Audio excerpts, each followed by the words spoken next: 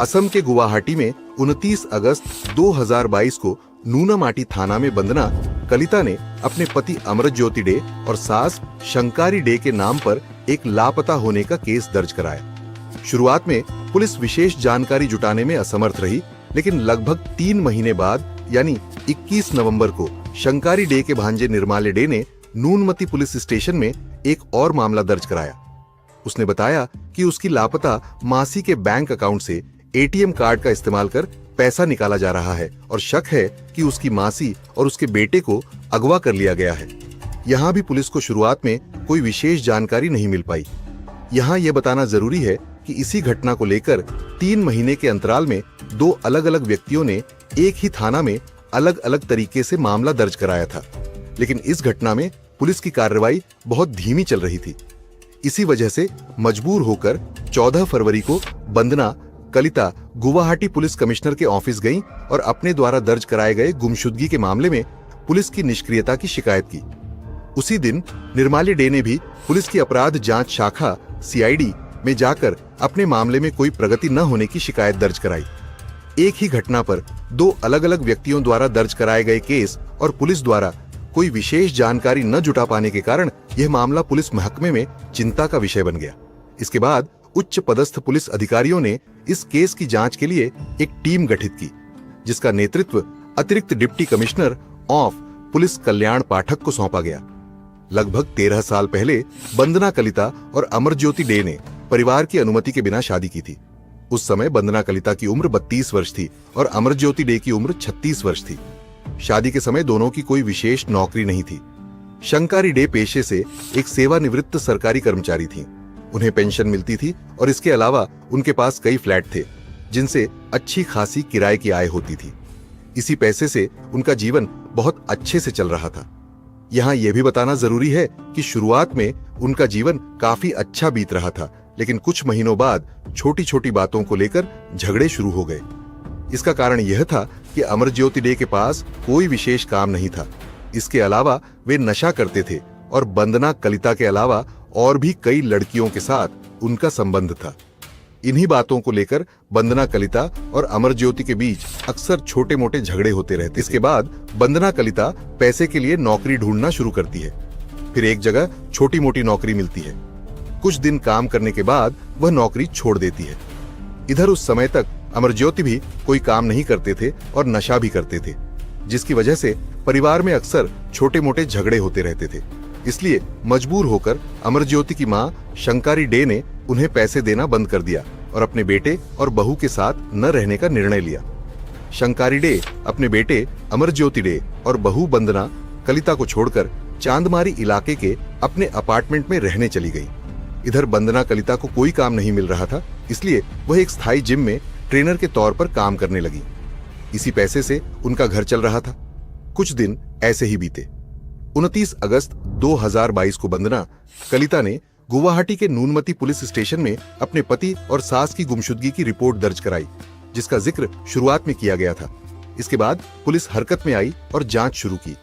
शंकारी day और Amarjyoti day की गुमशुदगी की रिपोर्ट वंदना कलिता और शंकारी डे के भांजे निर्माल्य डे दोनों ने दर्ज कराई थी। दोनों को पूछताछ के लिए पुलिस स्टेशन बुलाया गया। यहाँ दोनों के दिए गए बयान एक दूसरे से काफी अलग थे, जिससे पुलिस को शक हुआ। पुलिस की जांच में पता चला कि वंदना कलिता के बयान में कुछ संदिग्ध बातें सामने आईं। इसी वजह से पुलिस ने लगातार 2 दिन तक उनसे पूछताछ की। इस दौरान वंदना कलिता टूट गईं और पुलिस अधिकारी के सामने एक भयानक सच उजागर कर दिया। वंदना कलिता ने बताया कि उसने अपनी सास और पति को त्याग किया। सबसे चौंकाने वाली बात यह थी कि जहां उसने खुद इतनी दर्दनाक घटना को अंजाम दिया, वहीं वंदना कलिता खुद ही पुलिस स्टेशन आकर अपने पति और सास के लिए गुमशुदगी का केस दर्ज कराई। हालांकि पुलिस की जांच में यह सामने आया कि इस काम को अकेले उसके लिए कर पाना संभव नहीं था। तब वंदना कलिता ने बताया कि उसका एक करीबी दोस्त धंती डेका, जो पेशे से एक टैक्सी चालक था, इसके अलावा धंती डेका का दोस्त अरूप डेका, जो पेशे से एक सब्जी विक्रेता था, इन दोनों की मदद से उसने अपने पति और सास की हत्या। यहाँ मामला खत्म नहीं होता। इस केस की बाकी कहानी सुनकर आपके रोंगटे खड़े हो जाएंगे। आपके मन में शायद यह सवाल उठ रहा होगा कि ऐसा क्या हुआ था कि उसने अपने परिवार के 2 सदस्यों के साथ इतनी बेरहमी से ऐसा अंजाम दिया या उसने यह दर्दनाक घटना कैसे अंजाम दी। पुलिस की जांच में यह सामने आया, वंदना कलिता और अमरज्योति के बीच लगातार रिश्ते बिगड़ते जा रहे थे। उधर उसकी सास शंकारी डे पैसे नहीं दे रही थी और घर छोड़कर अलग रह रही थी। वंदना कलिता ने योजना बनाई कि अगर वह शंकारी डे और अपने पति अमरज्योति डे को इस दुनिया से हटा दे तो उनकी सारी संपत्ति वह खुद भोग सकेगी। इसलिए उनकी योजना के अनुसार सबसे पहले 26 जुलाई को चांदमारी इलाके में उसकी सास के अपार्टमेंट में, जहां वह पूरी तरह अकेली रहती थी, वंदना कलिता के दोस्त धंती डेका और अरूप डेका पहुंचे। वहां उसकी सास शंकारी डे कमरे के अंदर टीवी देख रही थी। पीछे से तीनों गए और एक तकिए से शंकारी डे का मुंह चिपका कर दबा दिया। फिर उसे हत्या कर दी गई। इसके बाद तीनों मिलकर उसकी सास के शव को कई अंगों में टुकड़े कर एक बैग में भर दिया। अगले दिन सुबह यानी 27 जुलाई को धंती डेका कार से मेघालय की ओर निकल पड़ा और मेघालय पहुंचकर उन्होंने अलग अलग जगहों पर उसकी सास के देह को नष्ट करने की कोशिश की। इसके बाद वे तीनों अपने अपने कामों में लग गए और वंदना कलिता घर लौटकर पहले की तरह सामान्य व्यवहार करने लगी। यहाँ सबसे अहम बात यह है कि अमरज्योति डे को यह बिल्कुल पता नहीं था कि उसकी पत्नी ने उसकी मां यानी शंकारी डे को इस दुनिया से हटा दिया है। इस घटना के लगभग 22 दिन बाद यानी 17 अगस्त को उसने अपने पति अमरज्योति डे के साथ भी ठीक वैसा ही किया। वंदना कलिता एक रॉड लेकर पीछे से आकर अपने पति अमरज्योति डे के माथे पर आघात करती है। घटना के क्रम में अमरज्योति डे वहीं पर प्राण गंवा देते हैं। इसके बाद ठीक पहले जैसी घटना की तरह ही उसके दोनों दोस्त धंती डेका और अरूप डेका मौके पर पहुंचते हैं और फिर सास की तरह ही उसके पति के को वैसा ही कर देते हैं। फिर उसे बैग में भर देते हैं। अगले दिन यानी 18 अगस्त की सुबह तीनों एक ही गाड़ी में मेघालय के भारत बांग्लादेश सीमा के पास डाउकी की तरफ निकल जाते हैं। वे पहली घटना की तरह ही देह के हिस्सों को फेंक देते हैं और फिर अपने अपने काम पर लौट आते हैं। इस घटना में सबसे चौंकाने वाली बात यह थी कि इन 22 दिनों के भीतर एक बार भी अमरज्योति डे ने अपनी मां शंकारी डे से बात नहीं की थी, जिस वजह से अमरज्योति को कभी यह पता नहीं चल सका कि उनकी मां के साथ क्या हुआ था। इस घटना के लगभग 12 दिन बाद वंदना कलिता खुद गुवाहाटी के नूनमती पुलिस स्टेशन जाकर पति और सास की गुमशुदगी का केस दर्ज कराती है, जिसका जिक्र शुरुआत में किया गया था। हालांकि पुलिस शुरुआत में इस केस के बारे में कोई विशेष जानकारी जुटाने में असफल रही। पुलिस सूत्रों के मुताबिक धंती डेका के साथ वंदना कलिता का कोई रिश्ता हो सकता है, क्योंकि कई बार पहले और बाद में वंदना कलिता को उसके साथ देखा गया था। उधर अरूप डेका, जो पेशे से एक सब्जी विक्रेता था, उसे पैसों की जरूरत थी, क्योंकि घटना के कुछ दिन पहले ही उसकी शादी हुई थी। शादी में लगभग 2 लाख रुपए की जरूरत थी, इसलिए उसने इन 2 लाख रुपए के लिए इस निर्मम काम को अंजाम दिया। वंदना कलिता के स्वीकारोक्ति देने के बाद पुलिस ने उसके दोनों साथियों धंती डेका और अरूप डेका को गिरफ्तार कर लिया। थोड़ी सी पूछताछ के बाद ही दोनों ने सब कुछ स्वीकार कर लिया।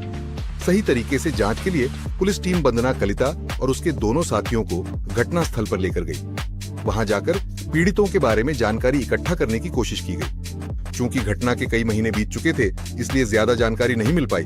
केवल शंकारी डे की घटना वाले दिन की नाइट ड्रेस के कुछ फटे हुए हिस्से मिले। इसके बाद उन्हें फिर से मेघालय के भारत बांग्लादेश सीमा के पास उस जगह ले जाया गया जहां अमरज्योति डे की दर्दनाक अंत को छिपाने की कोशिश की गई थी।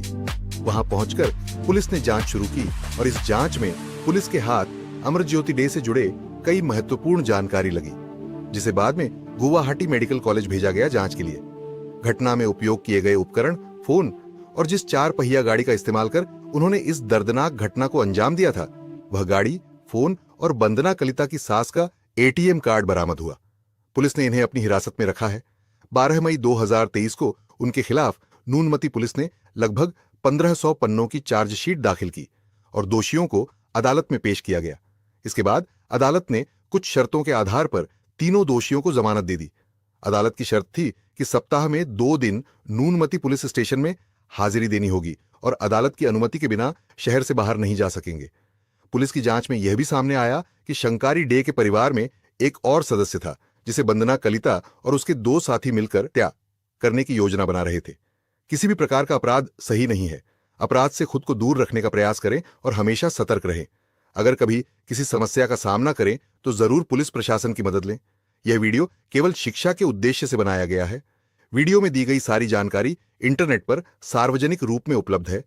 वीडियो में कुछ बातें संवेदनशील हो सकती हैं, इसलिए दर्शकों से अनुरोध है कि इसे अपनी जिम्मेदारी पर देखें। हालांकि हमने प्रयास किया है कि उन संवेदनशील शब्दों से बचा जाए। वीडियो में उपयोग की गई कुछ तस्वीरें एआई द्वारा बनाई गई हैं, जिनका वास्तविकता से कोई मेल नहीं है। अगर आपको वीडियो अच्छा लगे तो जरूर लाइक करें, चैनल को सब्सक्राइब करें और कमेंट बॉक्स में अपनी राय दें और ज्यादा से ज्यादा शेयर करें ताकि और लोग वीडियो देखकर जागरूक हो सकें और अपराध से दूर रह सकें।